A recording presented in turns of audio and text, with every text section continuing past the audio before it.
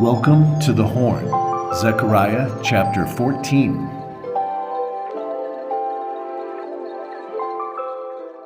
Behold, the day of the Lord cometh, and thy spoils shall be divided in the midst of thee. For I will gather all nations against Jerusalem to battle, and the city shall be taken, and the houses rifled, and the women ravished. And half of the city shall go forth into captivity, and the residue of the people shall not be cut off from the city. Then shall the Lord go forth and fight against those nations, as when he fought in the day of battle. And his feet shall stand in that day upon the Mount of Olives, which is before Jerusalem on the east, and the Mount of Olives shall cleave in the midst thereof toward the east and toward the west. And there shall be a very great valley, and half of the mountain shall remove toward the north, and half of it toward the south. And ye shall flee to the valley of the mountains, for the valley of the mountains shall reach unto Azal. Yea, ye shall flee like as ye fled before the earthquake in the days of Uzziah king of Judah, and the Lord my God shall come and all the saints with thee. And it shall come to pass in that day that the light shall not be clear nor dark. But it shall be one day which shall be known to the Lord, not day nor night, but it shall come to pass that at evening time it shall be light. And it shall be in that day that living waters shall go out from Jerusalem, half of them toward the former sea, and half of them toward the hinder sea. In the summer and in the winter shall it be. And the Lord shall be king over all the earth. In that day shall there be one Lord, and his name one.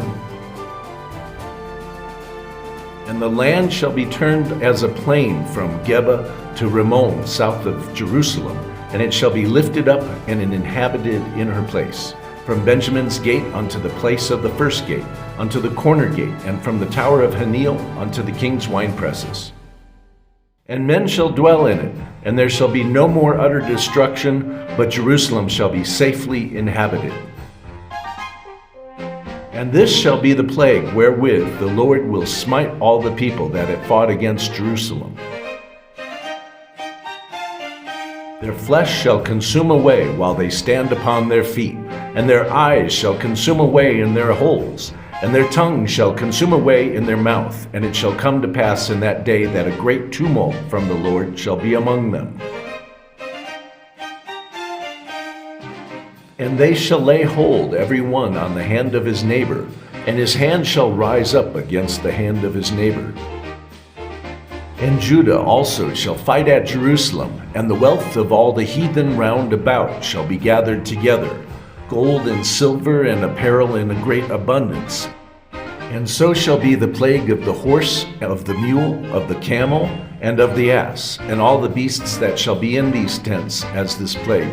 And it shall come to pass that every one that is left of all the nations which come against Jerusalem shall even go up from year to year to worship the King, the Lord of hosts, and to keep the Feast of Tabernacles. And it shall be that whoso will not come up of all the families of the earth unto Jerusalem to worship the King, the Lord of hosts, even upon them shall be no rain. And if the family of Egypt go not up and come not, that have no rain, there shall be the plague wherewith the Lord will smite the heathen that come not up to keep the Feast of Tabernacles. This shall be the punishment of Egypt and the punishment of all nations that come not up to keep the Feast of Tabernacles. Yea, every pot in Jerusalem and in Judah shall be holiness unto the Lord of hosts, and all they that sacrifice shall come and take of them, and seethe therein. And in that day there shall be no more the Canaanite in the house of the Lord of hosts.